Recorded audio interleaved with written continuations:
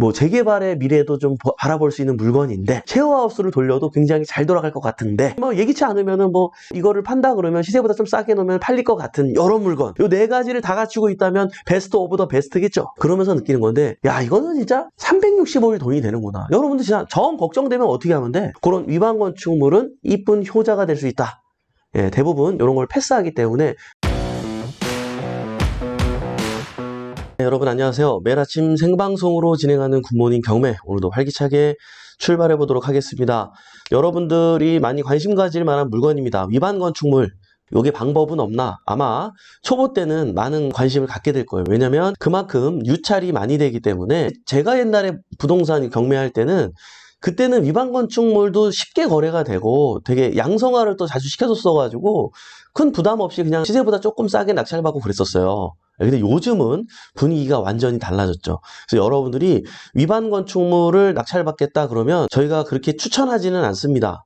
근데요, 위반 건축물도 레벨이 있습니다. 괜찮은 게 있고 좀 위험한 게 있고 좀 애매한 게 있고 뭐 이런 것들이 있어요. 일단 대표적으로 우리가 위반 건축물 그러면 많은 것들이 있지만 어떤 것들이 있죠? 용도 변경한 거, 사무소인데 주택으로 쓰고 있는 거, 이런 거는 진짜 안 돼요, 여러분들. 예, 추천하고 싶지 않고요. 진짜 어찌저찌 하지 못하고 평생 내 거가 되는 수가 있고, 뭐 그것만 되면 그냥 그렇다고 뭐 칠 수 있는데, 용도 변경은 조금 더 이행 강제에 부과되는 금액이 일반적으로 그냥 면적을 넓힌 것보다는 더 강하게 나오기 때문에 주의하셔야 된다. 그래서 그런 거는 추천하지 않고요. 제가 오늘 제목처럼 위반 건축이지만 이거는 추천합니다 하는 게 있는데요. 약간 이렇게 범위를 벗어난 거예요. 벗어난 건데 요즘은 안 돼요. 요즘은 약간만 벗어나도 이거를 평생 시정할 때까지 내가 내야 되는데 2019년도 4월 23일 이전에 발각된 거는 5년만 납부하면 안 내도 되는 법이 있었습니다. 개정이 되는 바람에 이제는 없지만, 우리가 이제 낙찰받는 물건들은 어떻습니까? 벌써 그 이전에 위반 건축물로 등재되어서 이미 5번의 이행강제금을 내고 끝난 물건들도 의외로 있어요. 오늘 그 물건에 대한 얘기를 설명을 좀 하려고 해요. 그래서 이런 거는 요렇게 요리해서 받아도 나쁘지 않을 수 있겠구나. 예, 요렇게 한번 관점을 가져보는 것도 도움이 되지 않을까 싶어서 가져왔거든요. 자, 그러면 이렇게 보시면서 말씀 나누도록 하겠습니다. 네, 요 물건입니다. 우리 회원님도 입찰 들어가서 폐차한 물건인데요. 이렇게 보시면은 땅 면적이 8.7평, 건물 면적이 19평이나 되어 있나요? 여러분, 빌라가 건물 면적이 19평이면 굉장히 큰 거 아시죠? 골목인데 충분히 양방향으로 통행이 가능하고 넓은 도로입니다. 초등학교가 근처에 있어서 나쁘지 않죠. 킬로미터 이렇게 바닥 그림을 그려 있는 거 봐서는 요 근자에 입구가 있는 걸로 좀 사료가 되죠. 여기 화살표 보이시나요? 예, 바로 저 부분이 위반으로 증축이 넓혀진 부분인 거고요. 샷시라 창문을 보아도 알겠지만 그 공간을 뚜껑을 덮어서 짐을 놓는 공간으로 사용하는 것이 아니고 방으로 확장했고 거실로 확장한 게 창문만 봐도 여러분들이 느껴질 거예요. 그 창문의 너비에 따라서 우리가 느낄 수 있잖아요. 우편함을 이렇게 보더라도 건물이 이렇게 오래된 건물은 아닌 것 같아요. 천장 마감도 그렇고, 네, 외벽도 그렇고요. 네, 굉장히 좀 약간은 넓게 위반이 되는데, 자, 요거를 잘 보셔야 돼요. 여기 보시면은 요렇게 툭 튀어나왔어요. 예, 그리고 이쪽에 주거용이라고 기재가 돼 있네요. 도면을 볼 때에는 여기는 다용도실 써 있고요. 욕실이 2개예요. 그리고 여긴 식당, 거실 이렇게 써있고 여기 방 하나거든요. 이게 아까 몇 평이라고 그랬죠? 전용 평수가 19.6평이라고 그랬잖아요. 위반한 부분까지 다 포함해서 얘기하는 거예요. 4평 정도가 이제 위반이 된 거죠. 그럼 19.6평에서 실제로 이 안에만 해도 15평인 거예요. 15평. 요즘에 15평이면은 방 3개, 화장실 2개는 널널하게 뺀단 말이에요. 근데 19.6평이고 여기를 또 주거용으로 확장했다라는 거는 이쪽에도 방이 있고요. 이쪽도 방을 확장했을 거고, 이건 안방 용도로 아마 쓸 겁니다. 욕실이 이렇게 연결돼 있으니까 요거는 이제 공동 욕실이 될 거고요. 거실도 이만큼 확장이 됐을 거예요. 제 생각에는 이쪽이 현관이잖아요. 주방경 식당, 여기도 방으로 빼면 어떨까? 왜냐면 19.6평이면 진짜 넓어요. 아파트로 따지면 32평 정도로 보셔야 돼요. 자, 그러면 방 4개도 뺄 수 있다는 거죠. 기왕에 위반된 거.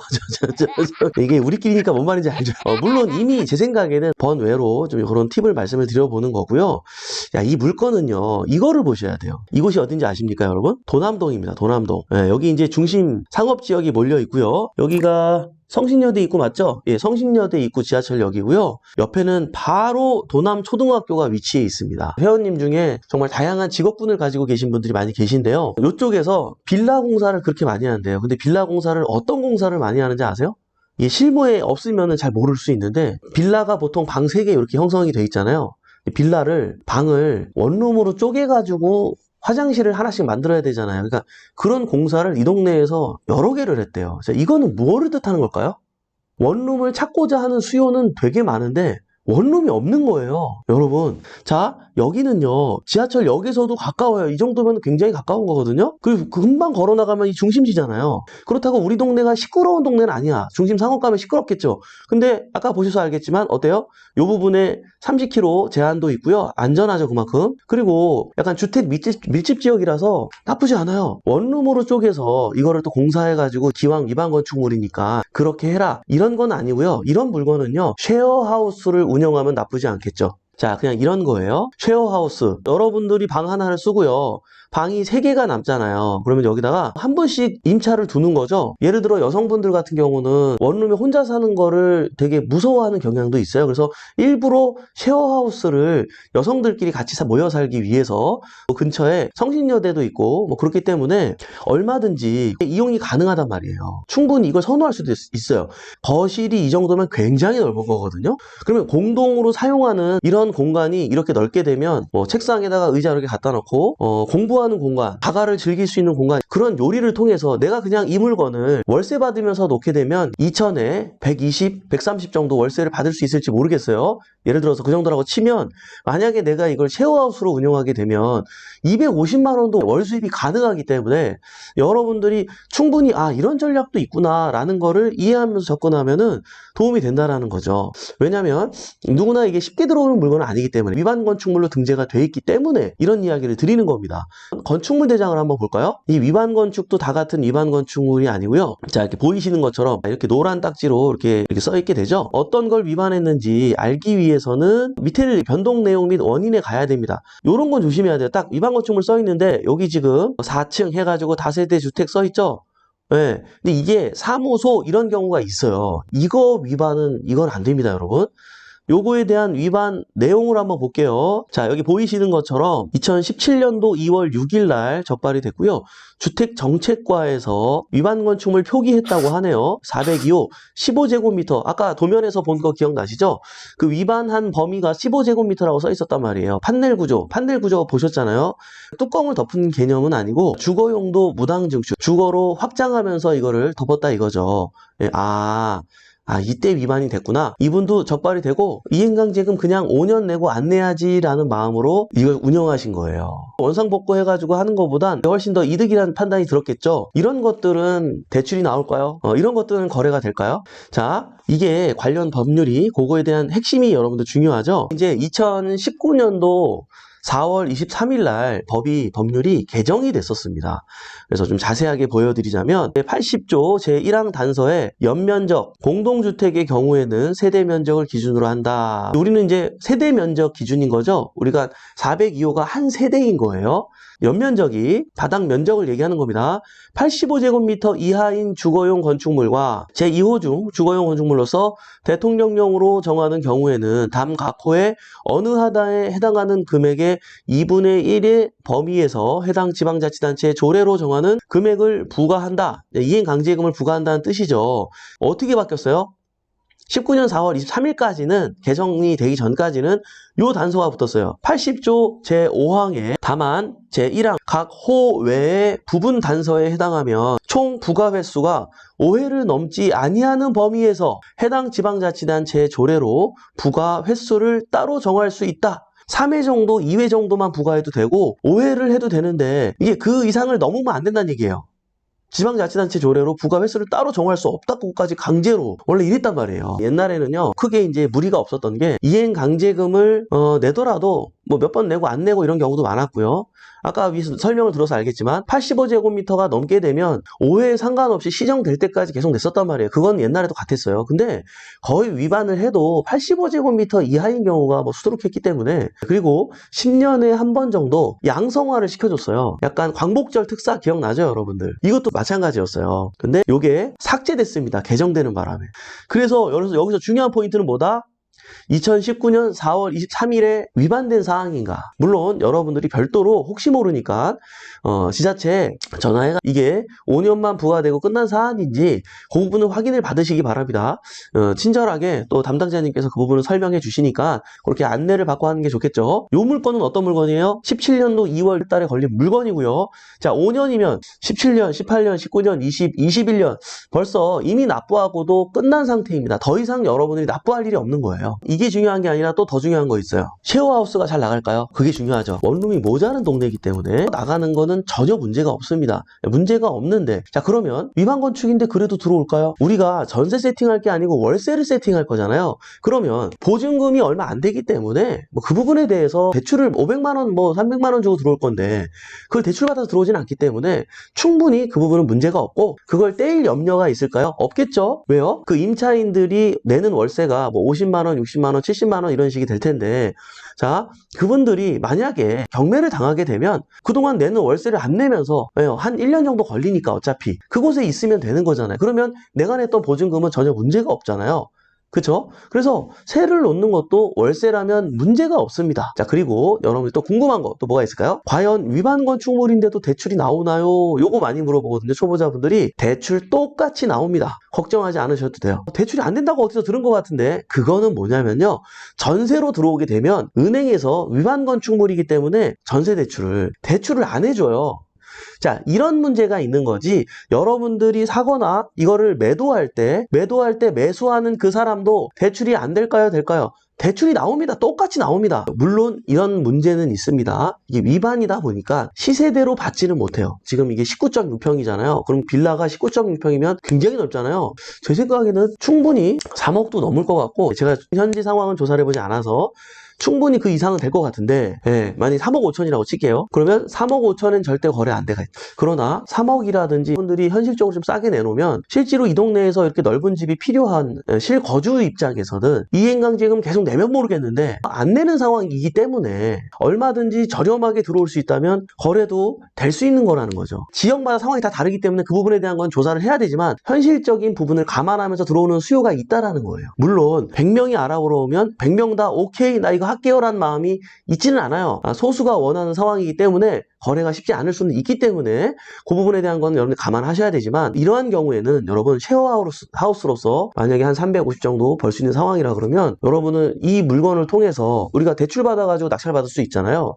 실제로 내 돈이 많이 안 묶였는데 계속 그 정도의 꾸준한 수입이 들어온다면 그것도 나쁜 투자가 아니지 않을까요? 더군다나 내가 이 동네에서 뭐 거주를 해야 되는 입장이야.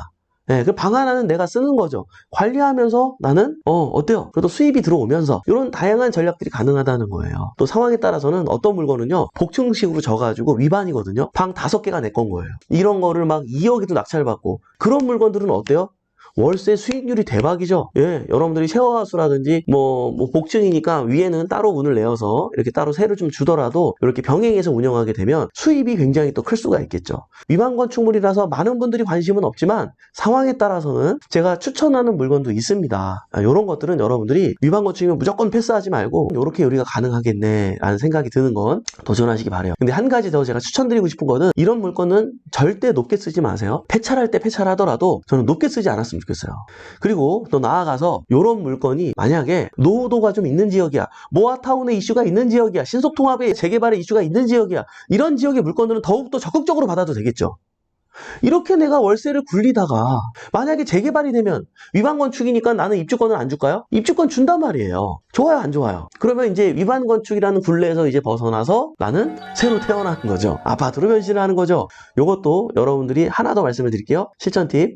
시장에 가서 부동산 조사를 할 때 그 지역의 급매 물건을 알아볼 때 위반 건축물은 없냐고 물어보세요. 그런 것도 입주권이 안 나오진 않기 때문에 여러분들이 매수할 때에도 어때요? 그만큼 대출이 나오기 때문에 상관이 없겠죠. 그런 물건들도 꼭 정상적인 것만 찾을 필요는 없구나. 그쵸?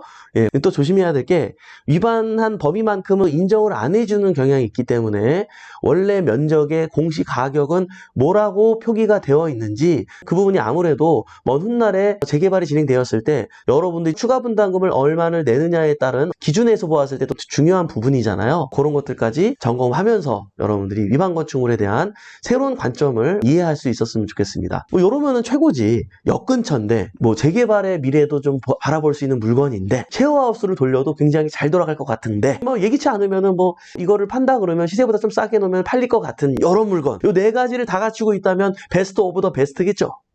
그런 위반 건축물은 이쁜 효자가 될 수 있다.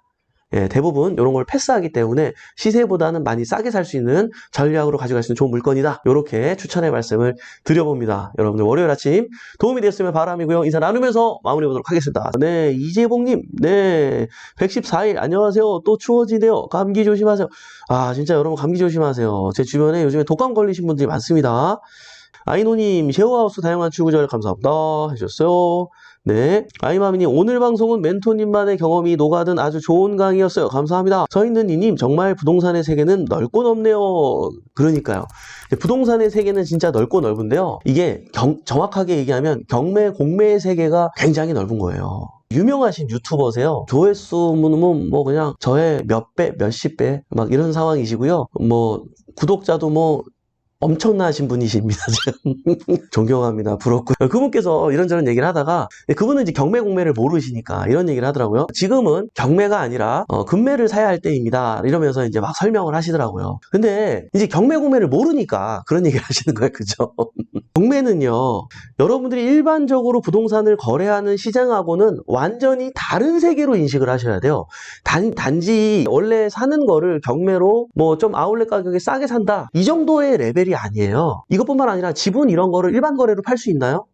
못 팔잖아요. 법정이상권 문제가 있는 물건을 일반 거래로 팔 수 있나요? 못 팔잖아요. 유치권 행사 물건을 이거 누가 사요? 못 산단 말이에요. 일반 거래 개념과 그냥 단지 조금 싸게 사고 이런 개념이 아니라 더 넓고 깊은 경매 공매의 세계가 있다라는 걸 여러분들이 반드시 인지했으면 좋겠어요. 제가 경매 공매를 하면서 정말 올랐다 내렸다 조정했다 뭐 했다 이런 사이클을 경험을 또 많이 했겠지 않겠습니까? 그러면서 느끼는 건데 야 이거는 진짜 365일 돈이 되는구나. 여러분들 진짜 정 걱정되면 어떻게 하면 돼? 단타 치면 되잖아요. 무조건 버는 게임 아니야. 조정되면 조정될 대로 상승하면 상승될 대로 정 걱정되면 바로 사서 바로 팔면 되는 거 아니에요. 안 팔리는데 어떻게 이렇게 얘기할 거예요?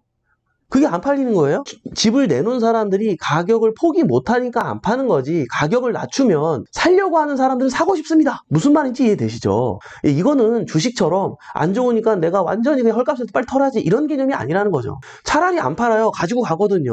대한민국의 미래를 믿기 때문에 이 부동산 시장은 전혀 다른 시장이기 때문에 또 그 와중에 경매 공매는 전혀 다른 시장이기 때문에 분리해서 판단해 볼 수 있는 팩트 체크할 수 있는 여러분이 됐으면 좋겠습니다. 김정현님 또 배우네요 멘토님 감사합니다. 우리 칼라님께서 초금매는 언제나 거래가 가능하죠. 당연한 거 아닌가요? 진짜 거래가 안 돼서 안 되는 걸까요? 아니요. 한번 이렇게 오르는 걸 맛봤던 사람이 여러분이라면 그 가격에 팔 수 있어요? 못 팔아요.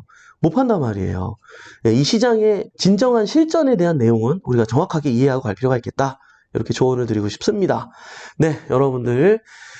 오늘도 이렇게 바쁜 와중에 월요일날 함께 해준 여러분 대단히 감사합니다. 매일 아침 행복한 부자가 되고 싶다면 굿모닝 경매와 함께 하시죠. 오늘도 이렇게 유한한 인생에서 소중한 시간을 함께 해준 여러분 대단히 감사합니다. 저는 내일 아침에 또 활기찬 모습으로 찾아뵙도록 하겠습니다. 지금까지 베프옥션의 이성재 멘토였습니다. 우리 같이 잘 됩시다. 화이팅!